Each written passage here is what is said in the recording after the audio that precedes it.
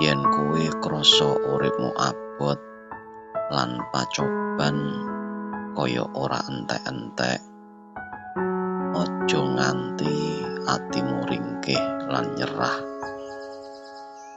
Elinga ing njaba kono ana wong-wong sing ngampet beban luwih abot tinimbang sing mbok pikul dina iki.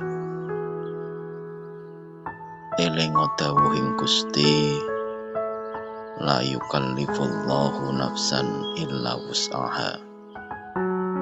Gusti ora bakal maringi ujian ngluwihi kekuatan kawulane. Mula tampanana saben ujian nganggo sabar lan tawakal. Saben kedadian ora asal teka, nanging wis dadi garis laku sing kebak pitutur lan hikmah sing ora mesti katon saiki.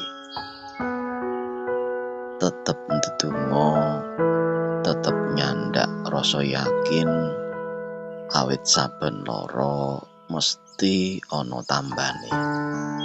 Saben peteng mesti ana padange, lan saben kesusahan mesti diwenehi dalan metu.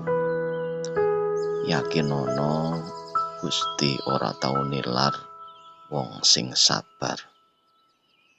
Mugi ati kita tansah kukuh lan kersane Gusti tansah nglindungi lan nguatake saben langkah kita.